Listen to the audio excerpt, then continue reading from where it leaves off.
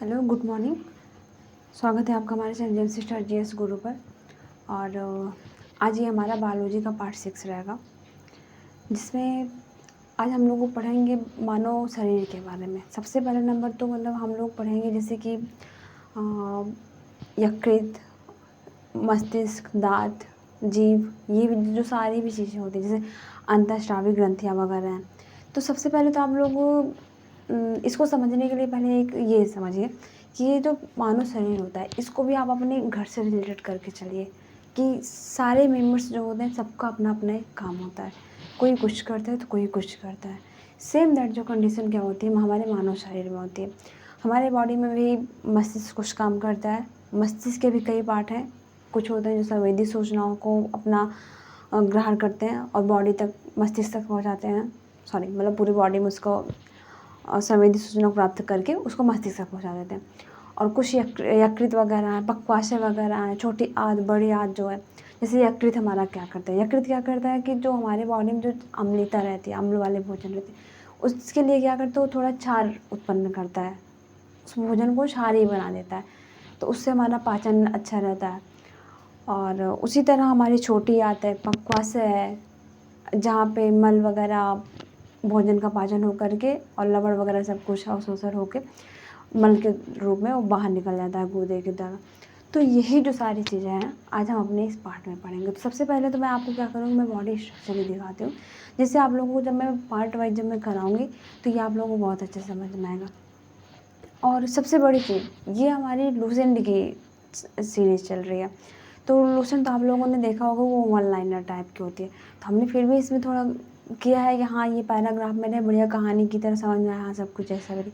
But हाँ, आप लोग जैसा भी रहेगा मैं बताती चलूँगी, तो आप लोग इसको एक कहानी की तरह समझिएगा। जैसे मानव शरीर होता है, जैसे आपका घर होता है, सबका अपना अपना अपनी अपनी जगह अपना अपना कार्य है। कोई भी बॉडी का पार्ट ऐसा नहीं है जिसका कोई काम ना हो। तो वही सारी चीज़ें आज इसमें हमको पढ़नी है। तो सबसे पहले मैं आपको दिखाऊंगी एक मानव बॉडी, जिसमें मैं आपको सारे बॉडी के पार्ट्स दिखाऊंगी 3D इमेजेस के थ्रू। और उसके बाद मैं आज का अपना सेशन स्टार्ट करूँगी। तो चलिए स्टार्ट करते हैं आज की अपनी क्लास।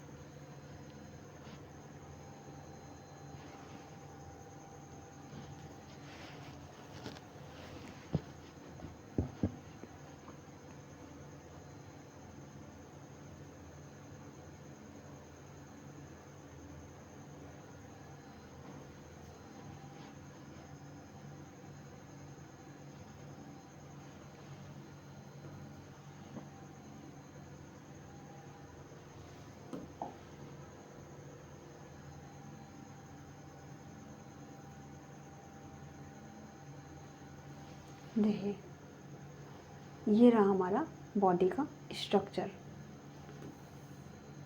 जैसे कि हम लोग देखिए पूरी बॉडी को कैसे यहाँ पे देख सकते हैं।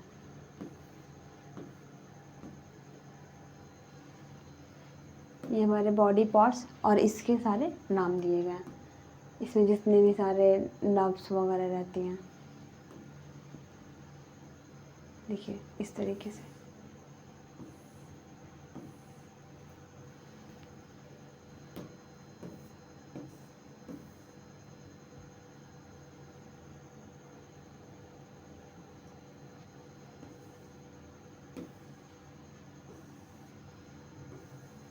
ये हमारा मस्तिष्क वगैरह रहेगा, इसी के हम सारे पार्ट्स पढ़ेंगे, हाँ मस्तिष्क में कौन सा पार्ट होता है।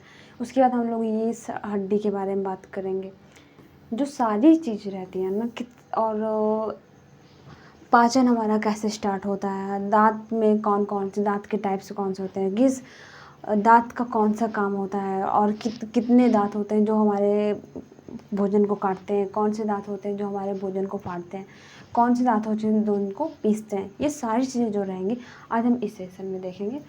तो ये तो हमारा रहा बॉडी स्ट्रक्चर।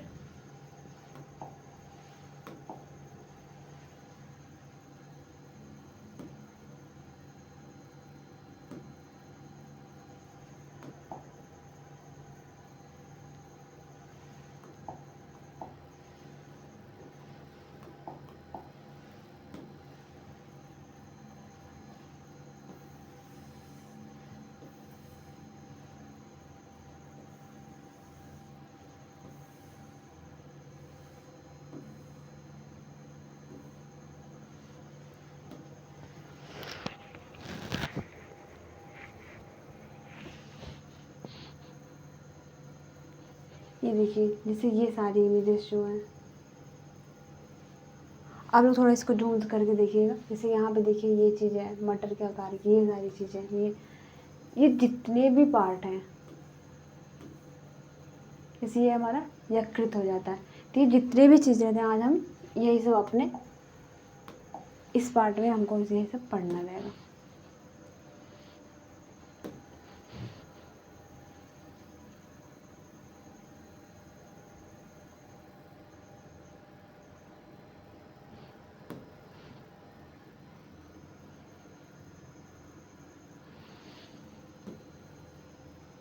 ये हमारे नर्वस सिस्टम में जितने भी सारे सिस्टम्स रहते हैं,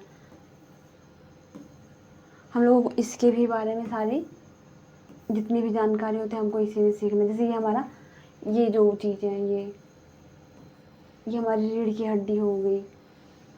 तो जितने भी सारे बॉडी के पार्ट्स होते हैं उनके क्या काम होता है, ये सारी चीज़ें जो रहेंगी वो आज हम इस पार्ट में जानेंगे।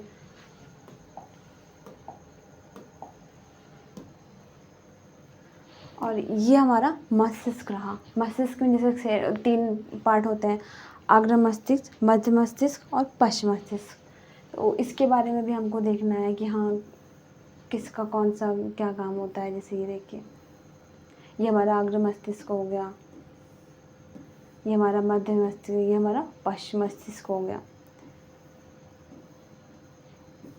तो चलिए ये इन सारी इमेजेस के साथ में हम आज का अपना क्लास स्टार्ट करते हैं।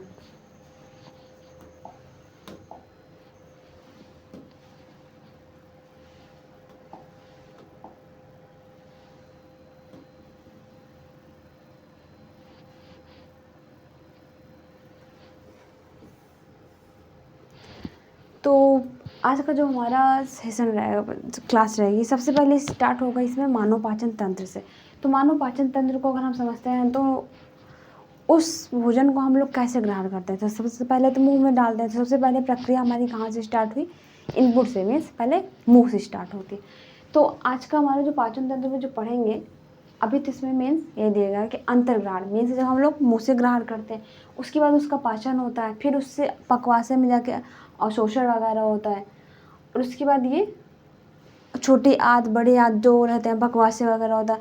यही सारी जो चीज़ें रहती है वहाँ पे हमारा क्या होता है, भोजन का अवशोषण, उनके विटामिन का अवशोषण होता है, उसमें से क्षार वगैरह का मिलना, जो सारी चीज़ें रहती ये इसमें हो जाता है। उसके बाद हम देखेंगे उसमें स्वांगीकरण होता है, उसके बाद मल परित्याग हो जाता है।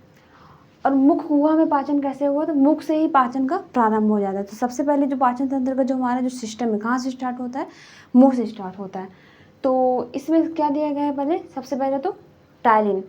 टायलिन क्या होती है, ये स्टार्च को माल्टेज में और माल्टोज को क्या करती है, शर्करा में बदल देती है। लाइसोजाइम क्या करती है, हानिकारक जीवाणु बैक्टीरिया को नष्ट कर देती है। जैसे देखिए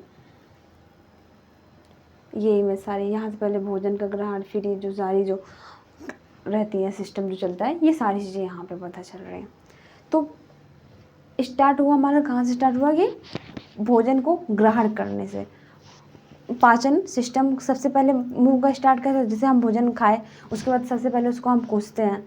जो हमारा जो आगे का दांत जो होता है पहले उसको हम काटते हैं, जो कि जिनकी संख्या 8 होती है। उसके बाद हम उस भोजन को फाड़ते हैं, जो हमारा यहाँ पे 4 दांत होता है उससे हम भोजन को फाड़ते हैं। फिर हम उस दांत भोजन को अच्छे से रगड़ते हैं, उसको हम कुचलते हैं, तो वो दांत हो गए। उसके बाद जो हमारे से सबसे पीछे का, जिसे हम लोग अक्ल दांत कहते हैं, वो क्या काम करता है?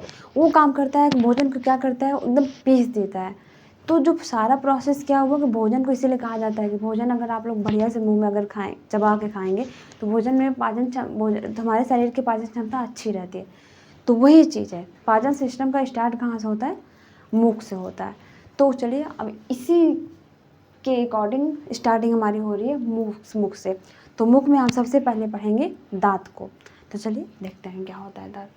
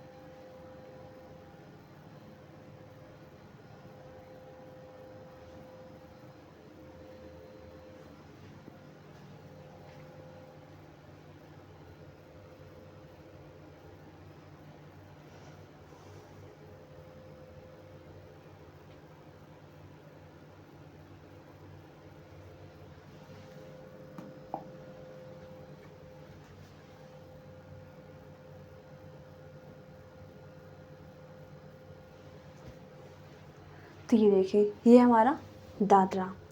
यही चीज़ मैंने आपको अभी बताया था, जो हमारे जो आगे का दांत होता है, ये क्या होता है? इसको कहते हैं इंसाइजर कहते हैं। और उसके बाद इसका काम क्या होता है? भोजन को काटना होता है। जैसे हम कोई भी भोजन या कोई फल फ्रूट या कुछ भी अगर खाते हैं, तो उसको काटने का काम कौन करता है? ये हमारे आगे के 4 दांत करते हैं। ऊपर के 4 दांत, नीचे के 4 दांत, मतलब 8 दांत टोटल होते हैं। उसके बाद हमारा होता है कैनाइन। ये क्या करते हैं? ये भोजन को फाड़ते हैं। एक कैनाइन इधर, एक कैनाइन उधर, टोटल 2 ऊपर 2 नीचे, यानी 4 दांत होते हैं कैनाइन से। उसके बाद होता है हमारा प्रीमोलर। अब ये क्या करते हैं मुंह में? तो ये क्या करते हैं? भोजन को अच्छे से रगड़ते हैं, उसको कुचलते हैं। और इनकी संख्या कितनी होती है? 1 2 3 4, यानी 4 ऊपर 4 नीचे, यानी 8 हो गई। उसके बाद सबसे लास्ट का जो हमारा जो दांत होता है वो होता है हमारा मोलर। अब इनका काम क्या होता है? ये काम करते हैं कि वो भोजन को एकदम अच्छे से पीस देते हैं। जो हमारा पीछे को जो दांत होता है, अक्ल दांत जिसे कहते हैं, तो वो क्या करते हैं? भोजन को अच्छे से एकदम पीस देते हैं। काटने का काम तो आगे के 4 दांत कर देते हैं। उसके बाद जो पीछे के दांत रहते हैं वो उसको फाड़ देते हैं। और उसके बाद जो दांत रहते हैं वो क्या करते हैं? भोजन को अच्छे से एकदम कुचल देते हैं, रगड़ देते हैं एकदम से। और जो पीछे जो दांत रहते हैं, वो अगले दांत जो रहता है, वो क्या करता है? भोजन को अच्छे से पीस देता है। तो जो हमारा जो भोजन रहता है, मुख में जाते ही वो एकदम बढ़िया से हो जाता है। तो हमारे जब बॉडी में जाता है तो क्या होता है? पाचन क्षमता हमारी बहुत अच्छी रहती है। तो वही सारी चीज़ दी गई हैं। तो दांत का संरचना और उसके प्रकार हम इसमें सबसे पहले देखेंगे। इसमें देखिए, सबसे पहले दिया गया है दांत के प्रकार। तो दांत की संरचना और प्रकार की अगर हम बात करते हैं, तो मानव दांत क्या होते हैं? 2 बार होते हैं। मानव दांत पूरी लाइफ में 2 बार आते हैं। एक बार अगर निकल गए, दोबारा अगर आ गए, तो उसके बाद दांत नहीं आते। तो वही चीज़ यहाँ पे दिया गया कि मानव दांत द्विबारदंती होते हैं। उसके बाद दिया गया है कि ये विषमदंती और गर्तदंती प्रकार के होते हैं। अब देखिए, वयस्क मनुष्य में 32 दांत होते हैं, और जबकि बच्चों में क्या होते हैं? 20 दूध के दांत होते हैं। वयस्क मनुष्य की अगर बात करें तो ऊपर 16 होते हैं, 16 नीचे होते हैं, तो टोटली कितने हो गए? 16 हो गए। और रही बात अगर बच्चों की, तो बच्चों में पूरे दांत नहीं रहते हैं, तो उनमें कितना हो जाता है? केवल 20 दांत होते हैं। अब नेक्स्ट हमारे दांतों का अगर 4 प्रकार देखते हैं, तो इनमें कौन सा होता है? इंसाइजर, कृंतक, काटने का काम जो करते हैं। नेक्स्ट हमारा होता है रदनक, जिसे कहते हैं केनाइन, उनका काम क्या होता है? भोजन को फाड़ना। नेक्स्ट होता है हमारा अग्रचर्वणक, अग्रचवर्णक क्या करते हैं, ये भोजन को अच्छे से कुचल देते हैं।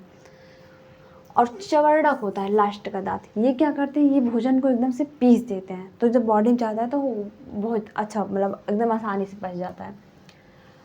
दांत का सूत्र चलता है वयस्क के लिए, जैसे कि अभी मैंने बताया था टोटली ये 2 दांत, चारों दांत के टाइप के दो दो, और टोटल 16 ऊपर हो गए 16 नीचे हो गए, बराबर कितने दांत हो जाते हैं हमारे, 32 दांत हो जाते हैं। अब दांत की जो ऊपरी परत होती है उसपे क्या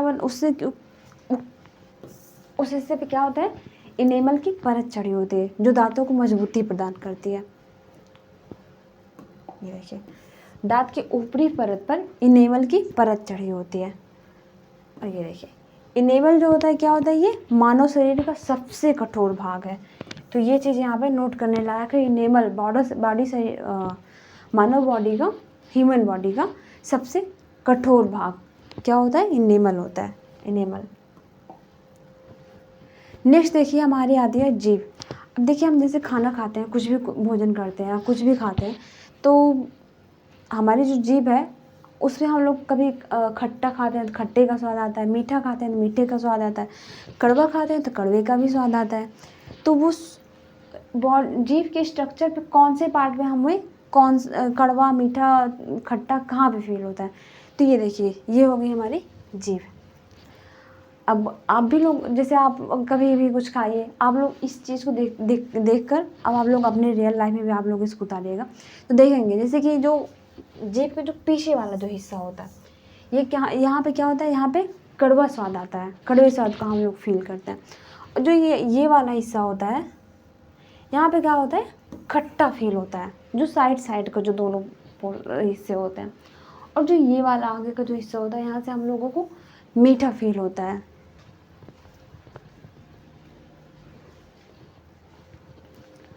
और फिर उसके बाद हम देखते हैं कि जीभ और स्वादिकालिकाएँ क्या होती हैं। तो देखिए, जीभ क्या होती है, मांसल संरचना होती है जिसके ऊपरी सतह पर छोटे छोटे अंकुर या स्वादिकालिकाएँ होती हैं। स्वादिकालिकाएँ जिनसे स्वाद का पता चलता है। तो जीभ का जो अग्रभाग होता है, ये देखिए, ये क्या करता है, ये मीठे स्वाद का ज्ञान कराता है। और जीभ का पिछला भाग मीन्स ये वाला हिस्सा, ये क्या करता है, ये कड़वेपन का स्वाद करवाता है। और जीभ के बगल वाले भाग पर खट्टे स्वाद का, जैसे यहाँ पे मैंने अभी दिखाया था, ये क्या करता है, खट्टे स्वाद का हमें ज्ञान कराता है। अरे अब भोजन को क्या करता है, जो स्वादिकालिकाएँ जो होती हैं वो क्या करती हैं, वो भोजन को लार के साथ मिलाने और निगलने की मुख्य भूमिका निभाते हैं। देखिए, जो सारी जो चीज़ें थी, हमें कड़वे, खट्टा, मीठा जो भी होता है स्वाद, वो तो हमें पता चल गया। अब यहाँ पे क्या होता है कि भोजन को लार के साथ मिलाने और निगलने में इनकी मुख्य भूमिका होती है।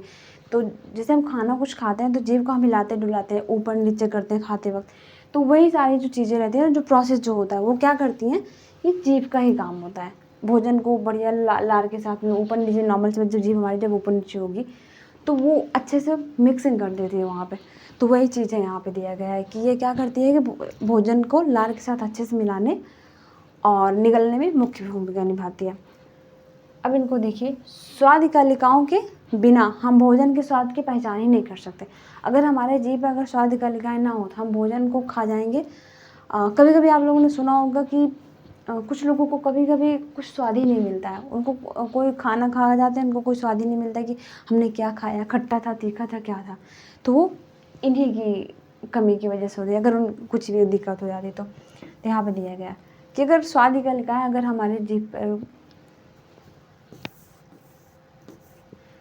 अगर स्वादिकालिकाएँ के बिना अगर हम भोजन करते हैं तो हमें भोजन का स्वाद नहीं मिलता है। नेक्स्ट हमारा आता है लार ग्रंथियाँ। देखिए, अब हमने दांत से भोजन को काटा, फाड़ा, उसको कुचला, उसके बाद पीस के खा गए। अब बात गई जीभ पे, जीभ ने भी उसको बढ़िया मिक्स करके उसमें सारा जो रहता है प्रोसेस, खट्टा, तीखा, मीठा, सबका स्वाद दे दिया। अब बात आती है लार ग्रंथियों की। अब लार ग्रंथियाँ क्या करती हैं, तो मानव में 3 जोड़ी लार ग्रंथियाँ पाई जाती है, सबलिम्बल, सबमैक्सिलरी और पैरोटिड।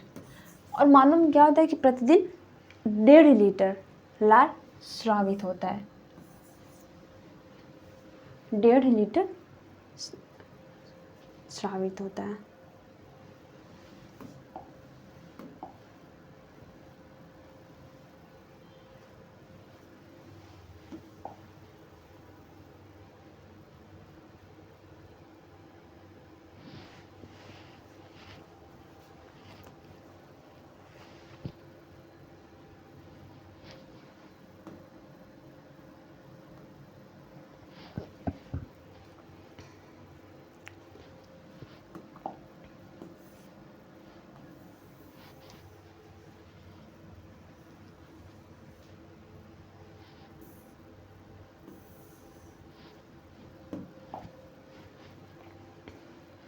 तो यहाँ पे क्या लिखा गया है कि मानव बॉडी में डेली 1.5 लीटर लार स्रावित होता है, और इस लार में क्या होता है कि 90% भाग जल होता है, सॉरी 99% भाग क्या होता है, जल होता है, और 1% क्या होता है, वो एंजाइम होता है। और लार में 2 मुख्य एंजाइम होते हैं, एक तो हमारा टाइलिन होता है, दूसरा क्या होता है, लाइसोजाइम होता है। अब टाइलिन क्या करता है, ये स्टार्च को पहुँचाता है, जब जैसे कि मैंने अभी दिखाया था आपको कि ये स्टार्च को क्या करता है, ये माल्टोज में बदल देता है। और जबकि लाइसोजाइम क्या करता है, ये हानिकारक जीवाणुओं को नष्ट कर देता है। तो पैरोटिड ग्रंथि क्या हो गई, ये पैरोटिड ग्रंथि जो होती है, ये क्या होती है, हमारे बॉडी की सबसे बड़ी लार ग्रंथि होती है।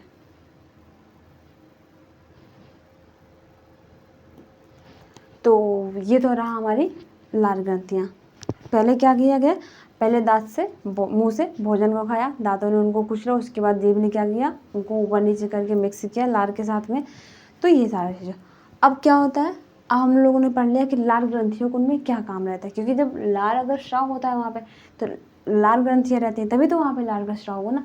तो ये सारी चीज़ें जो रही, ये हमारी लार हो गई, लार की ग्रंथियों के बारे में हो गई। अब हमारा नेक्स्ट पार्ट आता है यकृत और पित्ताशय के बाद। देखिए यकृत जो होता है ना, इसको अगर देखा जाए तो अंग में सबसे बड़ा, दूसरा सबसे बड़ा अंग कौन सा होता है, यकृत होता है।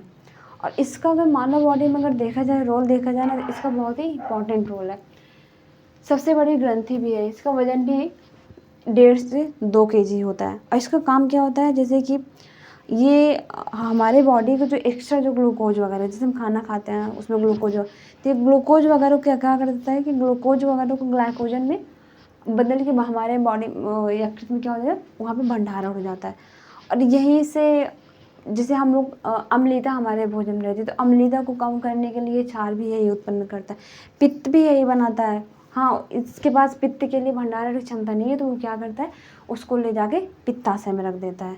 मीन्स बनाता ये है पित्त, और रखता कहाँ पे है, पित्ताशय के पास। जैसे हम लोग पनीर लेते हैं, अब पनीर तो दूध से बनता है, तो डेयरी पे दूध गया, डेयरी पे पनीर बन गया। अब वहाँ पे जब दूध से जब पनीर बन गया, तब पनीर को हम लोग क्या करते हैं, उसको ले जाके फ्रिज में रख देते हैं, स्टोर कर देते हैं। तो वही चीज़ है, जैसे कि यकृत क्या करता है, पित्त बना देता है, लेकिन इसके पास क्या होता है, उसके स्टोर करने के लिए जगह नहीं होती, तो वो क्या करता है, पित्त को बना करके पित्ताशय को दे देता है कि हाँ इसे रखो, जब बॉडी को जब इसकी जब ज़रूरत पड़ेगी तो वहाँ पे यूज हो जाएगा। तो ये चीज़ होती है। नेक्स्ट आता है हमारा, ये इसका काम देखिए क्या होता है। तो ये काम क्या करता है कि ये अतिरिक्त ग्लूकोज को ग्लाइकोजन में परिवर्तित कर संचित रखता है। अब प्रोटीन के उपपचय से उत्पन्न अमोनिया को यूरिया में भी बदल देता है। देखिए हमारे बॉडी में जो अमोनिया रहती है, ये क्या करता है, अमोनिया को यूरिया में बदल देता है। अगर यही यूरिया, अगर जैसे कि आप लोगों ने सुना होगा यूरिक एसिड, जो कि मूत्र के रूप में हमारे बॉडी से बाहर निकलता है, तो वही अगर यूरिया का अगर हमारे बॉडी में अगर स्टोर अगर होना शुरू हो जाए, तो वो क्या होता है, हमारी किडनी डैमेज हो जाती है। तो ये देखिए ये क्या करता है कि अमोनिया जो खतरनाक जो रहता है, विषैले अमोनिया को यूरिया में बदल देता है, और यूरिया क्या होता है, बाद में हमारे मूत्र के रूप में बॉडी से बाहर निकल जाती है। और रक्त का थक्का बनाने वाले जो फाइब्रिनोजेन होता है, और थक्का रोकने वाले हिपैरिन का उत्पादन भी यही करता है। ये क्या करता है, जिससे रक्त का जो थक्का बनता है, वो थक्का बनाने वाला जो फाइब्रिनोजेन होता है, जिसकी वजह से रक्त का थक्का बनता है, ये क्या करता है, उसको भी यही बनाता है। और जो रक्त का थक्का रोकने वाला, जैसे होता है ना कि हाँ कभी कभी रक्त का थक्का बन जाता है तो इंसानों की डेथ भी हो जाती है, तो वही चीज़ यहाँ पे दी गई कि रक्त का थक्का जो रोक थक्का बनने से रोकते हैं वो हिपेरिन का उत्पादन भी यही करते हैं। मीन्स ये बॉडी को बैलेंस करके चलते हैं। यह लोहा, आयरन और विटामिन संचित रखता है। बॉडी में जितने भी विटामिन हम लोग भोजन के तौर पे खाते हैं, जिसमें उसमें से जो विटामिन वगैरह रहते हैं उनको भी क्या करता है, ये संचित अपने पास रखता है। बात करते हैं हम पित्ताशय, जो कि मैंने अभी आपको बताया था। ये पित्त बनाता है बट पित्तों को अपने पास स्टोर नहीं करता है। तो ये वही चीज़ है। ये क्या होता है, ये नाशपाती के आकार की थैली है जहाँ यकृत से निकलने वाला पित्त जमा होता है। और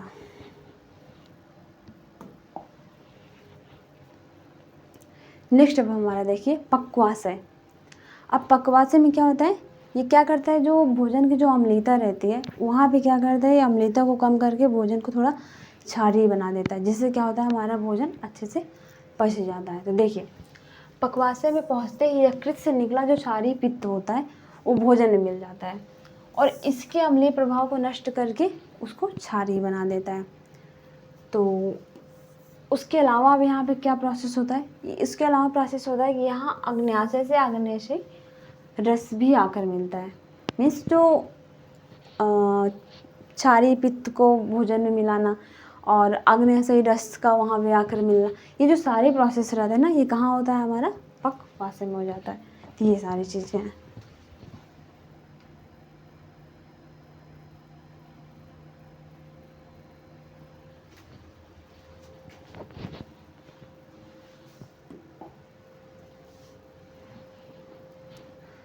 और अब देखिए, अब यहाँ पे अग्न्याशयी रस तो आगे मिल गया। अब अग्न्याशयी रस में क्या होता है, 3 प्रमुख एंजाइम होते हैं। कौन कौन से एंजाइम होते हैं, तो होता है ट्रिप्सिन होता है, एमाइलेज होता है और लाइपेज होता है।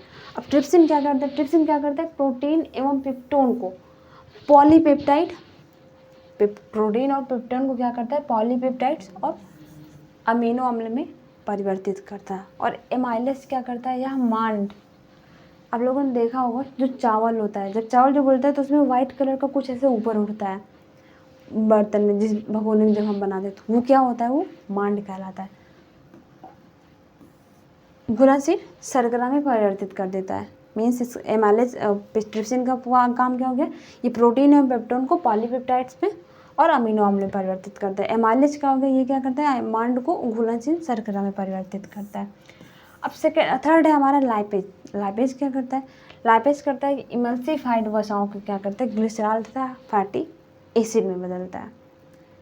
मीन्स जो वसाओं का जो पाचन होता है ना बॉडी शरीर में, ये यहाँ से इमल्सिफाइड वसाओं को क्या करता है, ये ग्लिसरॉल तथा फैटी एसिड में बदल देता है, जिससे वो उनका पाचन अच्छा हो जाता है। अब नेक्स्ट आता है हमारा छोटी आंत और आंत्र रस। तब यहाँ क्या होता है, तो पाचन की क्रिया जो होती है ना, यहाँ आकर के पूरी होती है।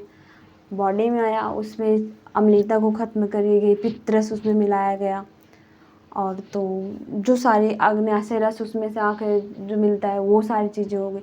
अब यहाँ पे देखिए जो रहा, मीन्स मुख में गया, दांत ने उसको कुचल दिया, लार उसमें मिली, जीभ ने उसको उल्टा पलटा बढ़िया मिक्स किया, उसके बाद वो हमारा बॉडी के नेक्स्ट पार्ट में गया, वहाँ पे यकृत में गया, उसमें क्या किया गया, एक्स्ट्रा ग्लूकोज को वहाँ पे स्टोर किया गया ग्लाइकोजन के रूप में।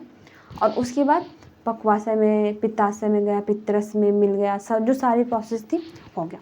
अब उसके बाद आती है हमारी एकदम पाचन की क्रिया कि कहाँ पूरी कंप्लीट हो जाती है। तो कहाँ कंप्लीट पूरी होती है, छोटी आंत में होती है। यहाँ पे क्या होता है कि पचे हुए भोजन का अवशोषण शुरू होता है और आंत की जो दीवारें होती हैं वहाँ पे अम्ली जैसी रचनाएं बनी होती हैं जो भोजन सोखती हैं। आंत्र रस ये क्या करती हैं, ये क्षारीय होती हैं। इसमें 5 प्रमुख एंजाइम होते हैं, इरेप्सिन, माल्टेज, सुक्रेज, लैक्टेज और लाइपेज।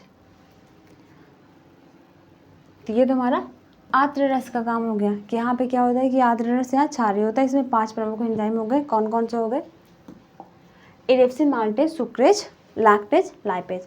अब बात आती है स्वांगीकरण का। तो स्वांगीकरण क्या होता है, ये क्या करता है, अवशोषित भोजन को शरीर के उपयोग में लाया जाना। ये क्या करता है कि अवशोषित जो भोजन का जो अवशोषण जो होता है वो क्या करता है कि यहाँ पे उसको उपयोग में लाता है। उसके बाद नेक्स्ट हमारे सिस्टम में क्या होता है, वहाँ पे मल परित्याग होता है। तो ये क्या करता है कि जो अपच भोजन रहता है, मीन्स जो भोजन पचा उसका तो सांगीकरण हो गया, उस भोजन का बढ़िया से पाचन हो गया।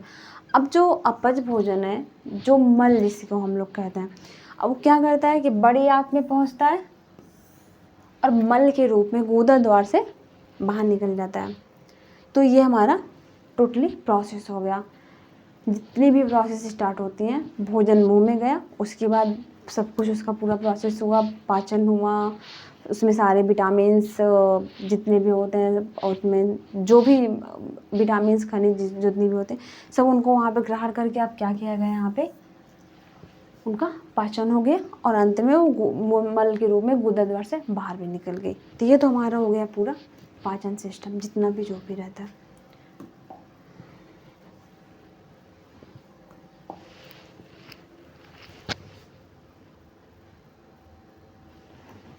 अब देखिए नेक्स्ट आता है पाचन एंजाइम का मास्टर सारांश।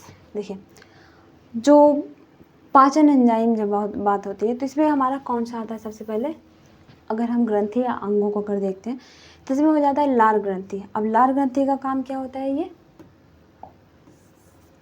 लार का स्राव करती है और इनमें एंजाइम कौन सा होता है, इसमें टालिन एंजाइम होते हैं। काम क्या होता है, ये स्टार्च को मल्टोज में बदल देती है। अग्न्याशय क्या करती है, अग्न्याशय ग्रंथि ये अग्न्याशयी रस का स्राव करती है और ये इसमें ट्रिप्सिन एंजाइम पाया जाता है। अब ये ट्रिप्सिन एंजाइम क्या करता है, प्रोटीन को पेप्टोन या अमीनो अम्ल में बदल देता है। फिर बात करते हैं आग्नेयाशय का। तो अब यहीं पे अग्न्याशय रस निकलता है, इसमें एक एंजाइम और निकलता है, मैंने अभी आपको दिखाया था कि वहाँ पे 3 प्रकार के एंजाइम्स निकलते हैं। तो ट्रिप्सिन, एमाइलेज और लाइपेज, उनका काम क्या होता है, एमाइलेज का काम हो गया क्या कि स्टार्च को शर्करा में बदल देगी और लाइपेज का क्या हो गया कि वो वसा को ग्लिसरॉल में बदल देती है। नेक्स्ट आता है हमारे छोटी आंत। छोटी आंत से क्या होता है, यहाँ पे आंतरिक रस का स्राव होता है और ये क्या करते हैं, ये रेप्सिन एंजाइम यहाँ पे मिलता है और ये क्या करता है कि जो शेष प्रोटीन जो हमारा रिमेनिंग जो उस प्रोटीन होता है उसको क्या करती है, अमीनो अम्ल में बदल देती है। और सेकंड होता है उसी में छोटी आंत क्या करती है, आंतरिक रस का स्राव करती है। उनमें एंजाइम कौन सा और पाया जाता है, माल्टेज या सुक्रेज या लैक्टेज जिसे कहते हैं। तो क्या करती है, जो विभिन्न जो शर्करा रहती है हमारी बॉडी में उसको ग्लूकोज में बदल देती है। तो ये तो हमारा रहा सारी ग्रंथियों का काम कि वो उनका काम क्या होता है, उनमें कौन से एंजाइम होते हैं।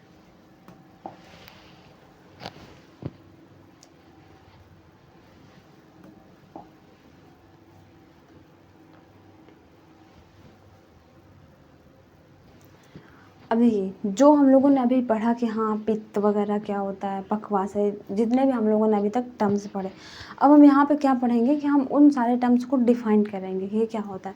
तो सबसे पहले देखिए यहाँ पे पित्त के बारे में दिया गया। इसके अगर हम स्ट्रक्चर की बात करें तो हम लोग इसको इस तरह से देख सकते हैं कि हाँ पित्त ऐसा ही दिखता है। ये हमारा क्या है, पित्त है।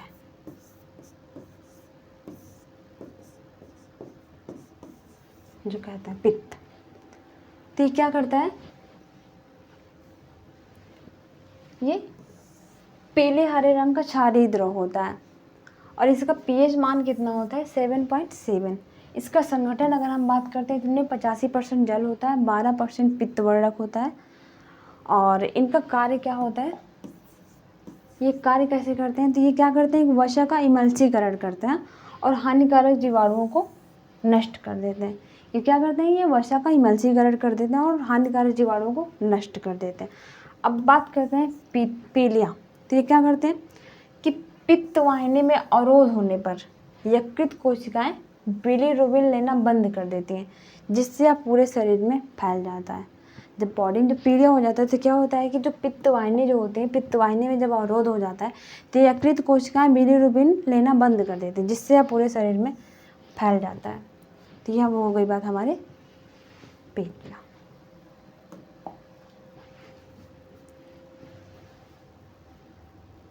नेक्स्ट आता है हमारा अग्न्याशय की। तो आप इसका स्ट्रक्चर देख सकते हैं कि हमारा क्या है, अग्न्याशय। तो अब अग्न्याशय क्या होता है, तो ये होता है मानव शरीर की दूसरी सबसे बड़ी ग्रंथि होती है। और प्रकृति इसकी कैसे होती है कि यह एक मिश्रित ग्रंथि होती है। अंतःस्रावी और बहिःस्रावी दोनों प्रकार की होती है। जो अग्न्याशय जो होता है, इनमें क्या होता है, इनकी दो दो नेचर्स होते हैं। एक तो अंतःस्राव करती है, एक क्या करती है, बाह्यस्राव करती है। अंतःस्राव को क्या काम क्या होता है, वो हार्मोन्स को रिलीज करती हैं। ये हमारे बॉडी में हार्मोन्स को छोड़ती हैं। तो ये तो इनका काम हो गया। और बात करें अगर अग्न्याशयी रस की, तो अग्न्याशयी रस में क्या होता है कि 9.8% जल होता है। लवण और जो एंजाइम होता है, अग्न्याशयी रस में 9.8% जल होता है, लवण होता है और एंजाइम होता है। और इनके अगर पीएच मान की अगर बात करते हैं, तो पीएच मान इनका 7.5 से 8.3 होता है। और पूर्ण पाचक रस के तौर पे भी ये काम करते हैं। जैसे कि इनमें क्या क्या पाया जाता है, इनमें कार्बोहाइड्रेट, वसा, प्रोटीन और तीनों को पचाने वाले एंजाइम होते हैं। जब हम कुछ खाते हैं हरी सब्जियां वगैरह, तो अब उसमें हम लोग हरी सब्जियां खा रहे हैं, कभी दूध पी रहे हैं, कभी केला खा रहे हैं, कोई फ्रूट्स खा रहे हैं, या फिर जो भी चीज़ें हम लोग खाते हैं, तो उनमें जो भी कार्बोहाइड्रेट, वसा, प्रोटीन जो भी होता है, ये क्या करती हैं, उनको पचाने के लिए एंजाइम देती हैं।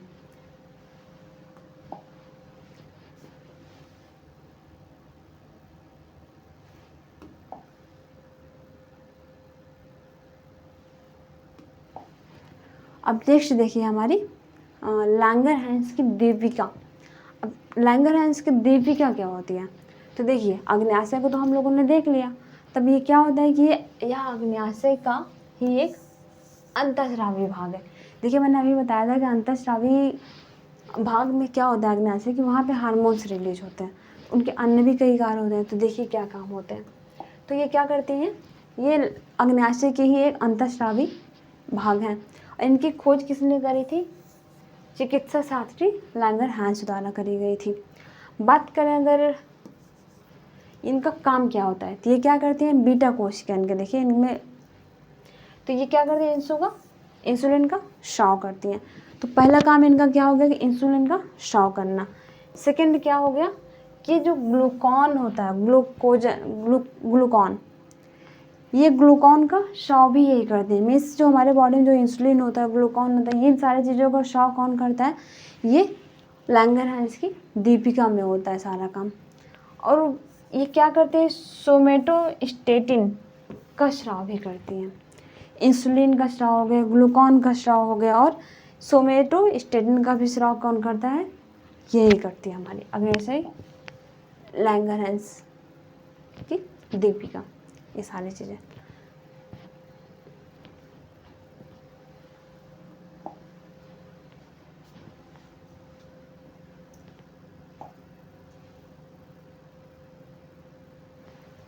देखिए अभी तो मैंने बताया कि हाँ लैंगरहैंस की दीपिका में क्या होता है कि इंसुलिन का स्राव होता है। अब देखिए अब इंसुलिन क्या होता है, तो इंसुलिन क्या होता है, ये बीटा कोशिका द्वारा स्रावित होती हैं। और इनकी खोज किसने करी थी, बैटिंग एवं बेस्ट ने। कब करी थी, 1921 में करी थी। और इनका कार्य क्या होता है, ये रुधिर में ग्लूकोज की मात्रा नियंत्रित करती हैं। इनका काम क्या होता है, इंसुलिन का रुधिर में ग्लूकोज की मात्रा नियंत्रित करती है। जैसे कि आप लोगों ने देखा होगा जिनको डायबिटीज़ हो जाता है, तो उनमें क्या होती है, उनमें ग्लूकोज की मात्रा बढ़ जाती है। तो किसकी कमी से होता है, इंसुलिन की कमी से होता है। तो इनका ही बहुत बड़ा रोल होता है उनकी बॉडी में। तो अभी कभी कभी आप लोगों ने ये भी देखा होगा कि जो डायबिटीज़ पेशेंट होते हैं वो लोग इंसुलिन की डोज लेते हैं इंजेक्शन के रूप में। तो वो भी चीज़ यही, इसी इंसुलिन की वो लोग डोज लेते हैं। और अगर इनकी कमी हो जाती है तो रोग कौन सा होता है, तो पहला कौन सा होता है, डायबिटीज। इससे क्या होता है कि रुधिर में ग्लूकोज से ग्लाइकोजन बनने की क्रिया जो होती है वो बाधित हो जाती है। और जैसे कि बहुत ज़्यादा अगर इंसुलिन हो गया, जैसे कि कोई कृत्रिम तरीके से ले रहा है, जैसे डोज के रूप में ले रहा है, तो कभी कभी क्या होता है इंसुलिन एक्स्ट्रा हो जाता है बॉडी, तो उससे कौन सा रोग हो जाता है, तो उससे हो जाता है हाइपोग्लाइसीमिया। इससे क्या होता है कि जनन क्षमता और दृष्टि ज्ञान में कमी हो जाती है, उनकी जो प्रजनन क्षमता रहती है वो कम हो जाती है। और दृष्टि ज्ञान, जैसे वो कलर को पहचानना, उनको जैसे कि कोई चीज़ देख रहे हैं, सामने हरी रखी रहेगी तो वो उसको लाल बता देंगे, नीली रखी रहेगी तो उसको पीला बता देंगे। तो जो दृष्टि ज्ञान जो होता है ना, उनके मतलब दिखाई देना कम हो जाता है। तो ये तो रहा हमारा इंसुलिन।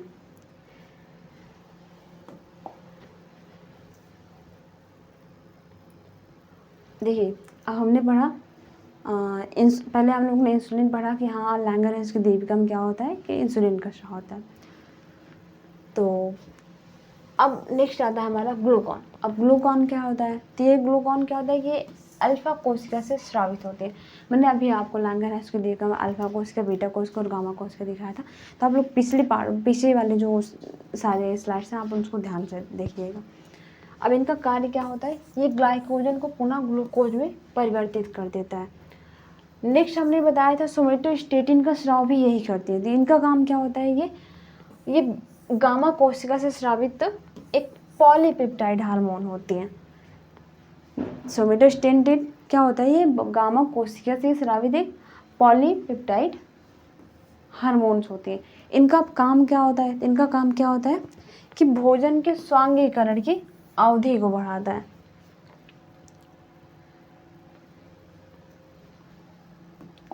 और अभी मैंने जस्ट कुछ देर पहले ही बताया था कि भोजन का स्वांगीकरण कहाँ होता है हमारा, पिछले वाले स्लाइड में ही मैंने किया था। ये इस क्वेश्चन का आंसर आप लोग कमेंट में आंसर दीजिएगा।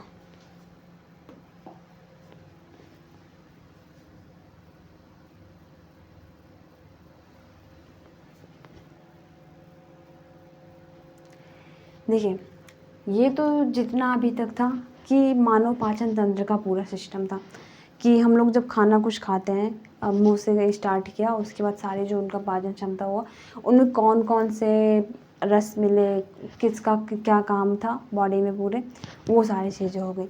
अब हम बात करते हैं परिसंचरण तंत्र।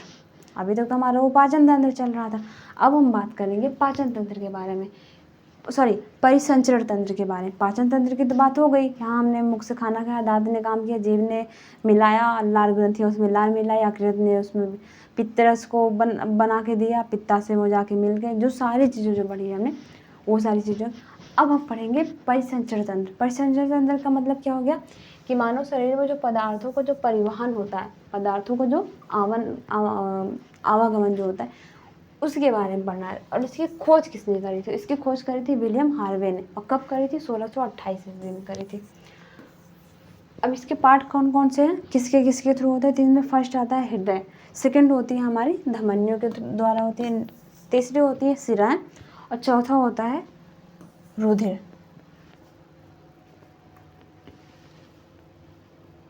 ये देखिए,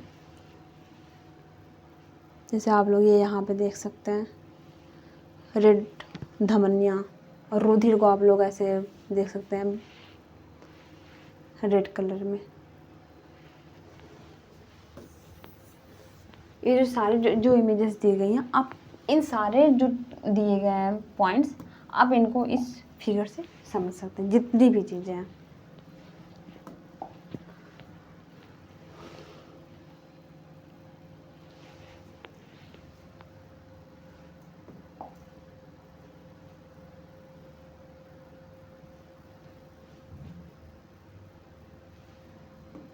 देखिए, अब नेक्स्ट आता है हमारा सुरक्षा आवरण।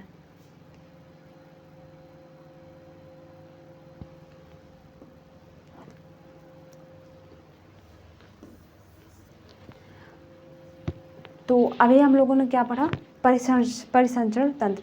अब उसमें हम लोगों ने सबसे पहले पढ़ा हृदय, उसके बाद धमनियाँ, फिर शिराएं, फिर उसके बाद अब बात आती है कि उनकी सुरक्षा कौन करता है, उनका सुरक्षा आवरण के तौर पे काम कौन करता है।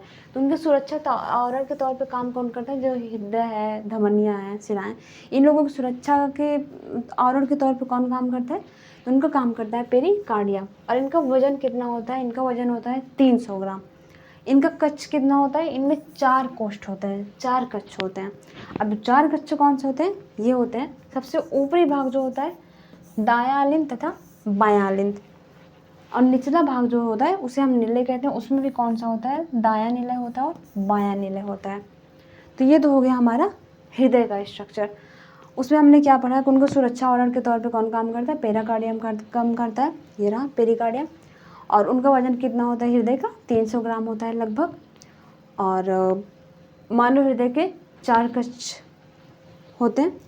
पहला होता है ऊपरी भाग दायां निलय, दायां आलिंद और बायां आलिंद, और निचला होता है कौन सा, दायां निलय बायां निलय। तो ये हमारा हृदय का स्ट्रक्चर हो गया।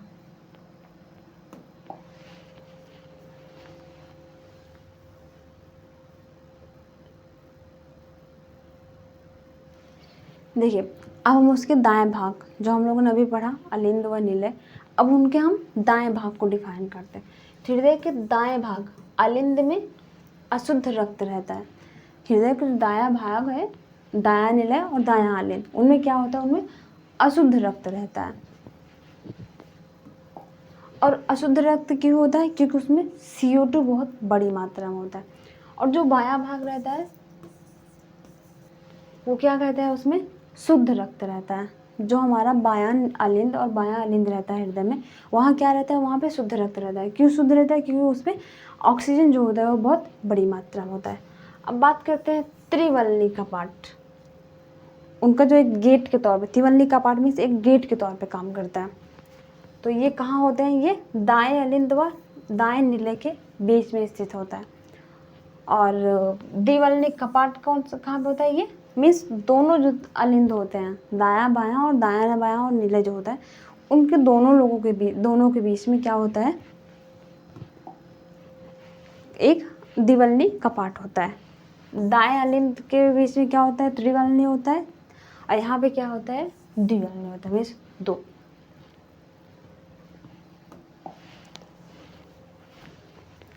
नेक्स्ट हम बात करेंगे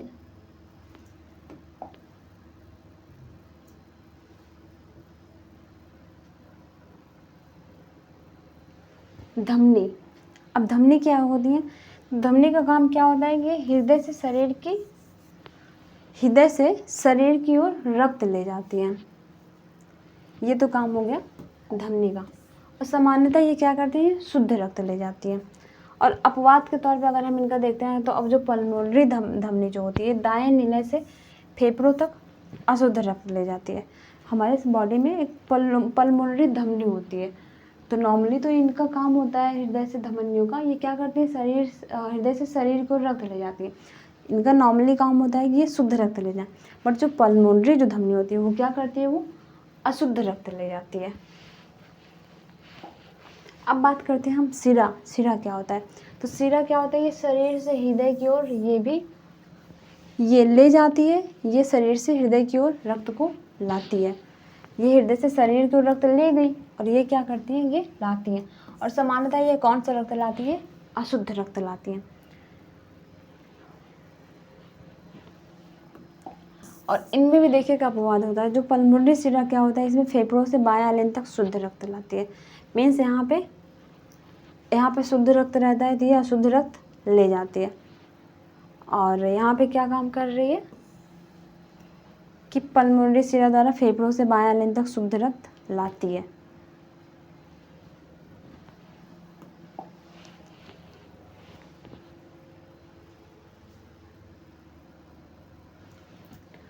अब बात करते हैं हम कोरोनरी धमनी की। तो कोरोनरी धमनी का क्या काम होता है, तो इसमें देखिए दिया गया है, ये देखिए ये हमारे कोरोनरी धमनियाँ हैं सारी ऐसे। तो क्या दिया गया है, ये हृदय की मांसपेशियों को रक्त पहुंचाने वाली वाहिनी होती हैं। जो हृदय की मांसपेशियाँ होती हैं, हृदय की मांसपेशियों को रक्त कैसे पहुंचता है, तो उसको पहुंचाने वाली कौन सी धमनी होती है, कोरोनरी धमनी होती है। अब इनका बॉडी में महत्व क्या है, इनका महत्व क्या है कि हृदय पूरे शरीर को रक्त पंप करता है। आप लोगों ने सुना होगा कि रक्त का पंप कहाँ पे होता है, तो हमारे हृदय में होता है। तो लेकिन ये स्वयं कार्य करने के लिए उसे कोरोनरी धमनी से रक्त चाहिए होता है। तो हृदय में तो रक्त पंप हो जाता है, लेकिन वो हृदय में रक्त जाएगा कहाँ से, तो ज़्यादा हमारे कोरोनरी धमनी से। अब एक टर्म आता है हार्ट अटैक। देखिए हार्ट अटैक क्या होता है कि कोरोनरी धमनी में किसी प्रकार की रुकावट होने पर, जैसे कोरोनरी धमनी जो होती है अगर उसमें बाई चांस कोई रुकावट आ गई तो क्या होगा, हमारे हृदय में रक्त नहीं पंप हो पाएगा, रक्त जा ही नहीं पाएगा, तो उसी से क्या होता है हार्ट अटैक हो जाता है। मैक्सिमम क्या होता है जो डायबिटीज़ वाले पेशेंट रहते हैं, जिनका ब्लड प्रेशर हाई ज़्यादा रहता है, उन्हीं में ये ज़्यादा दिक्कत होती है। तो दिक्कत किस वजह से होती है, क्योंकि कोरोनरी धमनी से रक्त हृदय तक नहीं पहुंच पाता है।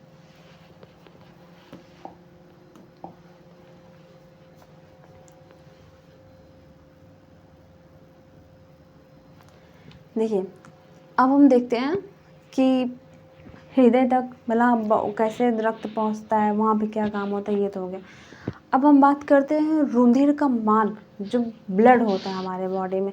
अब वो हमारे बॉडी में ब्लड कैसे बहता है, उस चीज़ के बारे में हमको क्या करना है, यहाँ पे देखना है। तो हमारे बॉडी में जो अशुद्ध रक्त होता है वो क्या करते हैं, दायां अलिंद दायां निलय करते हैं। अशुद्ध रक्त को शरीर में दायां अलिंद और जो दायां निलय होते हैं वो ले जाती हैं, और ये क्या करती हैं, यहाँ पे उनका पल्मोनरी धमनी द्वारा उनका ऑक्सीजनीकरण हो जाता है। जैसे मैंने अभी पहले ही बताया था कि जो अशुद्ध रक्त होता है उनमें क्या होता है, CO2 की मात्रा बहुत ज़्यादा होती है। तो वही काम यहाँ पे क्या करते हैं, जो पल्मोनरी जो धमनी होती है वो उसमें ऑक्सीजन की ज़्यादा मात्रा कर देती है, CO2 की मात्रा कम करके ऑक्सीजन की ज़्यादा मात्रा करे, और उसके बाद वो रक्त क्या होता है, वो फेफड़े तक वो ऑक्सीजनीकरण पहुँच जाता है। ऑक्सीजन जब ज़्यादा हो जाता है तो वो हमारे फेफड़े तक ऑक्सीजन पहुँच जाती है, जिससे हम अच्छे सांस वगैरह ले पाते हैं। अब बात करते हैं शुद्ध रक्त की। तो जो पल्मोनरी जो शिरा होती है इनमें क्या करती है कि बायां अलिंद और बायां निलय, इसमें जो शुद्ध रक्त होता है इनका काम किससे होता है, इसमें बायां अलिंद और बायां निलय के थ्रू होता है। और इनका वितरण कहाँ पे होता है, तो ये क्या करती हैं कि संपूर्ण बॉडी में ये यहाँ से ब्लड का वितरण हो जाता है, पहुँच जाते हैं।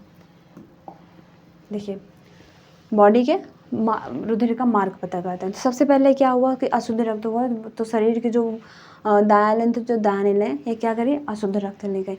अब यहाँ पे क्या हुआ, पल्मोनरी धमनी द्वारा उसका ऑक्सीजनीकरण हो गया। अब जब ऑक्सीजनीकरण हो गया तो उसको क्या करी, फेफड़े तक उसको मतलब ऑक्सीजन की पहुँच हो गई। अब यहाँ पे क्या हुआ, शुद्ध रक्त हो गया। अब शुद्ध रक्त क्या होता है, यहाँ पे नेक्स्ट प्रोसेस है, मीन्स वहाँ पे ऑक्सीजनीकरण हो गया ब्लड का।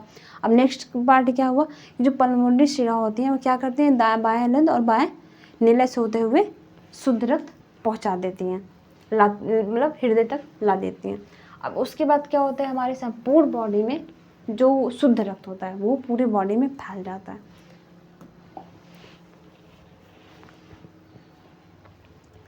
देखिए अभी तक हमने क्या पढ़ा, अभी तक हमने मानव पाचन तंत्र पढ़ा, उसके बाद हम लोगों ने पढ़ा परिसंचरण तंत्र, मीन्स कि उसमें ब्लड का कैसे क्या रास्ता होता है, कौन धमनी होती है जो उनको शुद्ध करती, जो भी सारी चीज़ें रही वो अभी तक हम लोगों ने पढ़ा।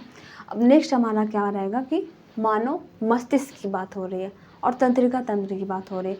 तो ये जो चैप्टर है इसको हम नेक्स्ट पार्ट में करेंगे। आज के लिए बस इतना ही, थैंक यू।